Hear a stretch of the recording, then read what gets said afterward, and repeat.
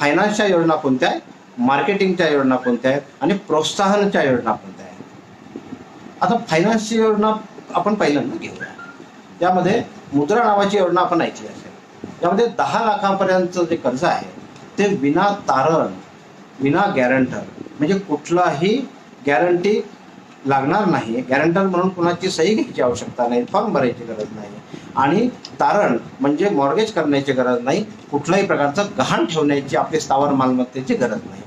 असं असताना ग्रामीण भागातला असो की शहरी भागातला असो, ज्याला उद्योग सुरू करायचा आहे त्याच्यासाठी पण, ज्याचा उद्योग चालू आहे त्याच्यासाठी सुद्धा 50,000पासून ही योजना सुरू होते.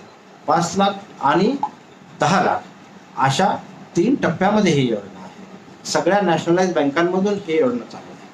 त्यामुळे 10.5% व्याजाने आपल्याला मुद्राचं कर्ज हे मिळू शकतं. पण मित्रांनो, यासाठी प्रोजेक्ट रिपोर्ट अत्यंत महत्त्वाचा आहे आणि आपल्याला प्रोजेक्ट रिपोर्ट जर घ्यायचा असेल तर प्रोजेक्ट रिपोर्ट करताना आपल्याला तज्ञाची मदत पण घेणं गरजेचं आहे.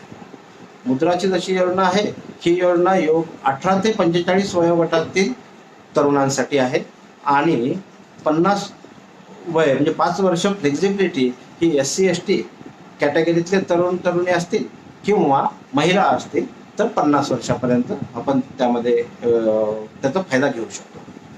दुसरी योजना आहे स्टँडअप इंडिया. आपण नाव ऐकलं असेल. काही योजनांचं असं आहे की 10 लाखामध्ये प्रोजेक्ट होणार नाही. माझ्या मशिनरीची किंमत जर 20-25 लाख आहे, वरतून वर्किंग कॅपिटल लागतील, जागेला लागतील, तर आपल्याला 1 कोटी रुपयापर्यंत 1 कोटी रुपयापर्यंत जर का आपल्याला प्रोजेक्ट रिपोर्ट आपला असेल तर स्टँडअप इंडिया या योजनेच्या अंतर्गत आपल्याला परत एकदा राष्ट्रीयकृत बँकांच्या माध्यमातून आपल्याला फायनान्सची उपलब्धता होऊ शकते.